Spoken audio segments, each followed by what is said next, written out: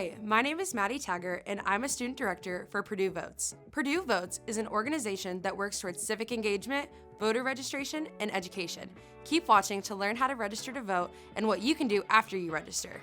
Hey guys, I'm Mithran Periasamy, a senior and a PurdueVotes director here on campus. Did you know that during the 2020 election cycle, a total of 67.3% of eligible Purdue students voted? That's higher than the voting rate of IU students, and more importantly, it means that over 2/3 of Boilermakers made their voices heard. If we want to continue to have our voices heard, we have to vote. Every one of us has the responsibility to be civically engaged, and yes, one of the simplest ways to do just that is through voting. But there are so many more opportunities to exercise your civic duty around campus. You can engage through tabling, canvassing, or even simply taking part in political discourse. But today, my fellow director and I will walk you through the ins and outs of voter requirements and the voting process here in Indiana. Now, I'll hand it back to Maddie, who will discuss voter registration a little more in detail. You are eligible to vote in the upcoming 2024 election if you are a U.S. citizen, 18 years or older by election day, and are not currently incarcerated due to a criminal conviction. If you think you are already registered to vote, make sure to check your registration status. You can check your registration status at vote.org. Scanning this QR code will take you directly to vote.org to check your voter registration status. If you are registered to vote, make sure to check that your information is up to date. Step 3. It's time to register to vote. The good news is, all Purdue West Lafayette students are eligible to register in Tippecanoe County. Purdue and Indianapolis students can register in Marion County instead. So if you're not registered to vote already, I'll walk you through how you can register online. First, if you are a resident of Indiana and want to be able to vote in person on Election Day, scan the QR code for In Indiana. If you're an out-of-state student and wish to continue voting for officials in your home state, you can follow along with us by scanning the QR for Any State. Once you get to the home page, you can click on the tab titled Register to Vote.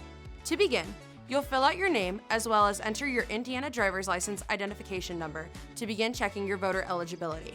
Next, it will ask you a series of yes or no questions, including, do you have a valid Indiana driver's license or state identification card? Are you an American citizen? Will you be 18 years or older on Election Day? Will you have lived in your precinct for at least 30 days before Election Day? And are you currently imprisoned?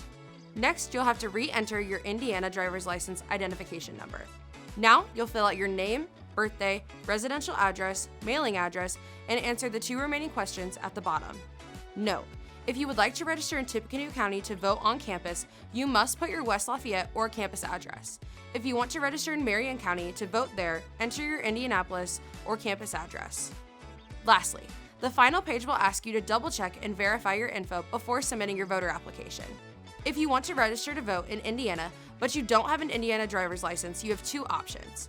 If you are in West Lafayette, visit Croc 336 to fill out the form and get it shipped free of charge. If you are at Purdue in Indianapolis, get access to the federal voter registration form here.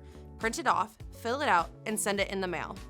So at this point, if you followed along, congrats on being registered to vote.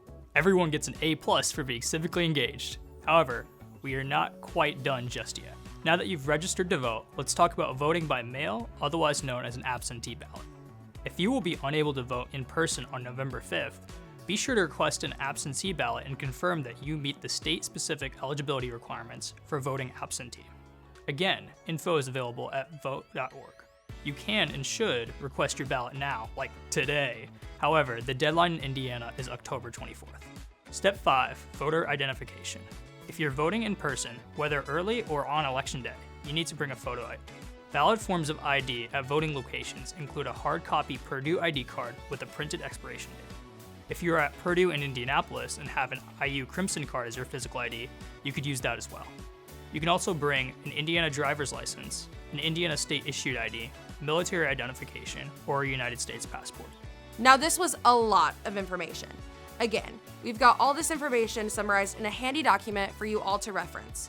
You can also subscribe to voting reminders at vote.org, or for Purdue-specific information and updates, like will there be an early voting on campus, please check out our website at purdue.edu/vote.